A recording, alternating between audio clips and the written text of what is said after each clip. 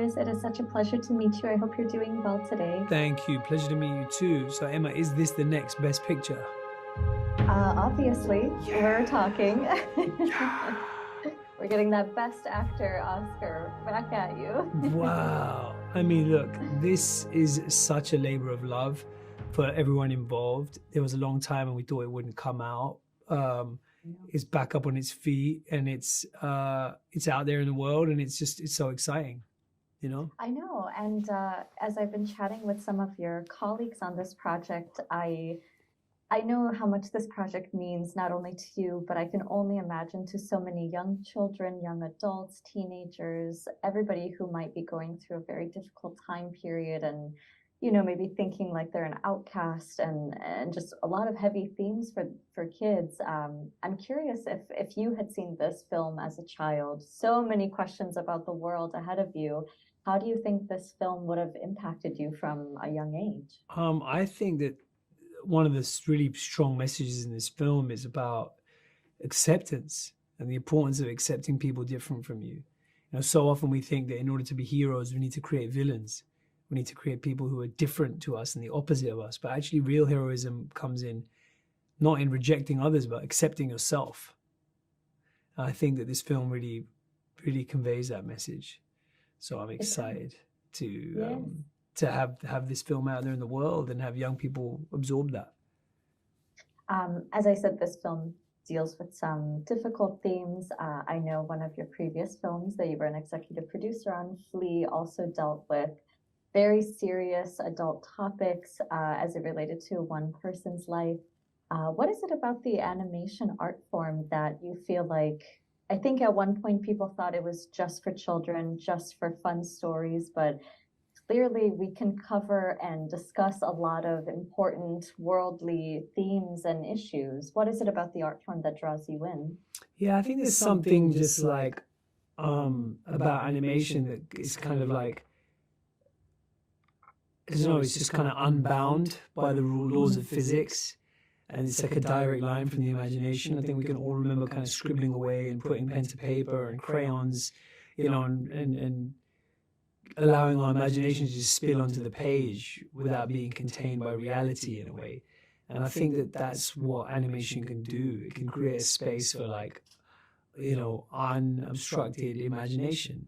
And I think within that space, within that imaginative leap, it can be really powerful to then confront some real world stuff. It's like the way that sci-fi sometimes talks about the real world or politics more directly than, other things, than realistic dramas. And I think it's the same with animation. I think with animation, whether it's films like Flea or Waltz with Bashir or, there are these amazing kind of opportunities for us to examine reality through the lens of wild imagination. Absolutely. Riz, I unfortunately have to wrap up, but thank you so much for your time today. Thank it was such you. a pleasure. I appreciate it. Enjoy the rest of your day. Okay, hello, my name is Ema Sasic and I'm with Next Best Picture. Chloe, it's such a pleasure to meet you. I hope you're doing well today. Thank you, likewise. Thank you. This film obviously deals with, these themes of having all these eyes on you, feeling ostracized. I'm sure being a woman in Hollywood, especially someone who started acting so young, there may have been some moments like that for yourself, not to get too personal. But, when you first read the script, what was the initial reaction like? And could you relate to Nimona in a number of ways? Definitely. I think, this started off as a webcomic by Andy Stevenson, and he actually created it as a thesis in college, and then that became a graphic novel from the amount of love and response that Nimona got. And I think, that speaks for itself, alone. This is a story that really had legs from the very beginning. And when I got the opportunity to play Nimona, that was one that I just, I wanted to kind of rise to the occasion for. And she's so complicated, you know, and to be honest, you know, she represents anyone that's ever felt other than, anyone that's ever felt ostracized or different than the, you know, societal expectations of, you know, what's set in front of all of us. And to be able to represent all of that in such a fun, crazy, chaotic, exciting package is just a wild opportunity that you don't usually get the chance to take. No, and I absolutely love the lust for vengeance that you portray through this character and your Yeah. relationship with Riz Ahmed's character.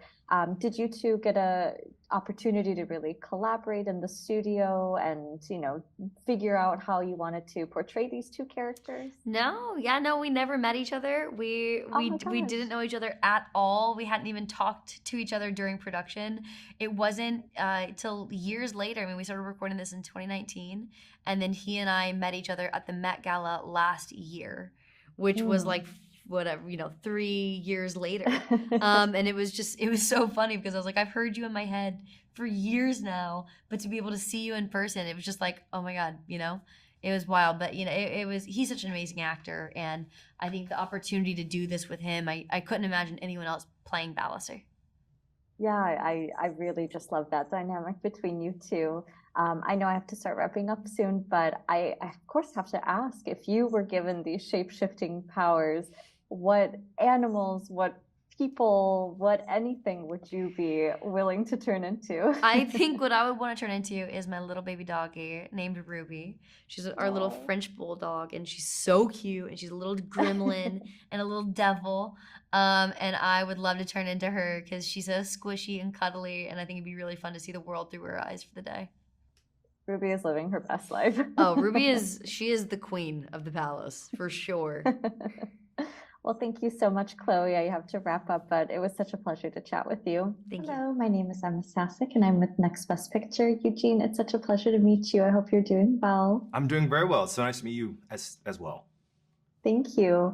I know I'm familiar with your work from Try Guys and all of your videos. What is it like stepping into an animated world where kind of anything and everything is possible, especially with your very heroic character? Yeah, you know, it was surprisingly, I guess, easy for me because I have always been such a hardcore animation fan. So I was already a fan of like the specific process of voiceover acting. I like studied watching these great voiceover actors perform in booths, and so I already kind of knew what that process was like. But experiencing it firsthand for the first time with such an incredible team and such great direction was something I can't really even describe. It was an indescribably joyous experience. What maybe surprised you the most about this art form and this craft that, you know, you don't really know about it until you get into it? I was really surprised because I know there's different, you know, forms of voice acting for different types of animation, but for this, because they were also deciding specific parts of how they were animating characters and moments, I was surprised that they would actually pull mannerisms I had in the booth and make notes of it for the animators to say, like, maybe consider having him move this way, or even if I scratched my head or if I smiled a certain way, they actually use that also as inspo. So it's not just supplanting a voice onto a pre-made character. It's like really, really, there's a lot of synergy there that was really cool.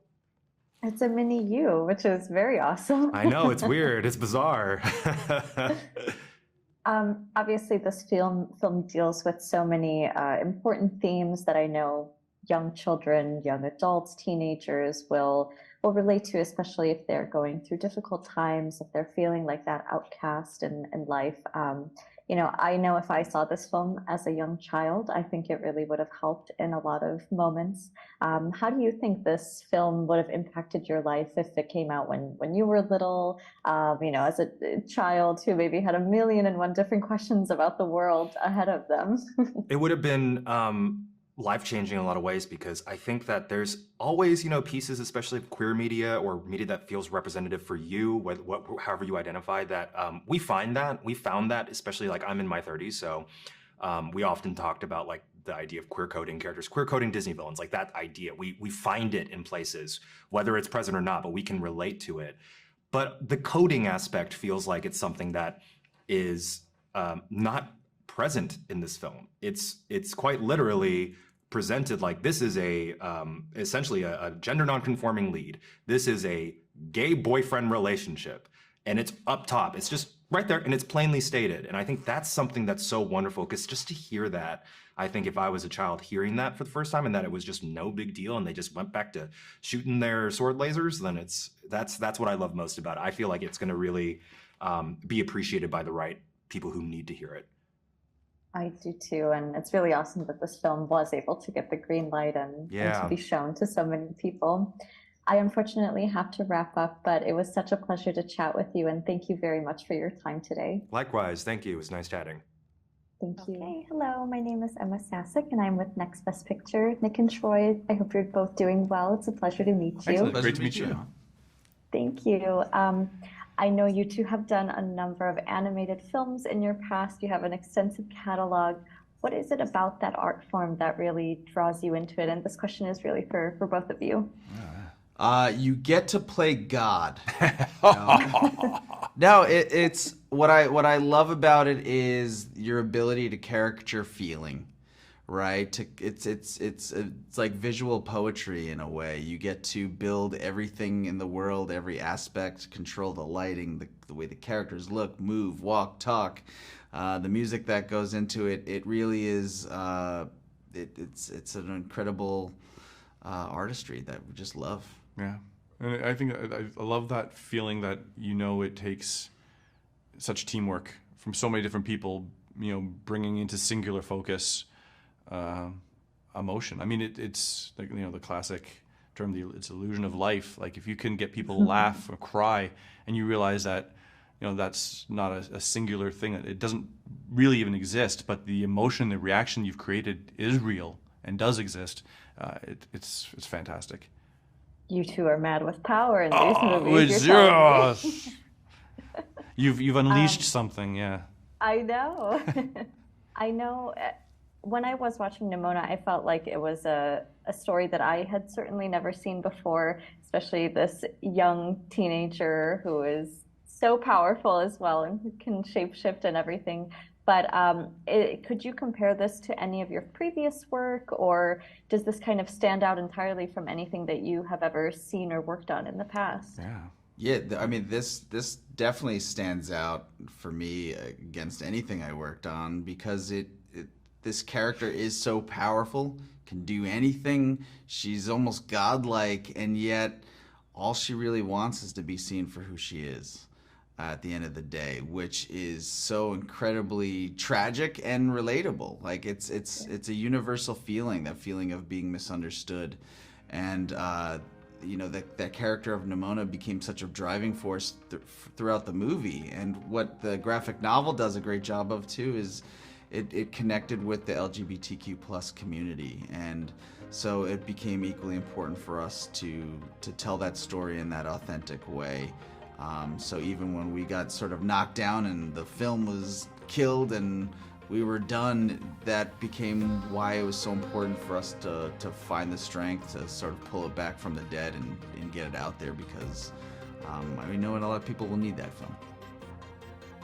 I was just about to say, I am sure that there are so many young kids and young adults, teenagers who are going through really difficult times that they'll see this, they'll be happy about it. I know I'm very happy that this film did get the green light, so I'm very, very happy for both of you. Thank I know my time is just about to be up, but I just want to say thank you very much for your time. It was such a pleasure. Appreciate it. It was great to meet you. You too. Thank you. Thanks.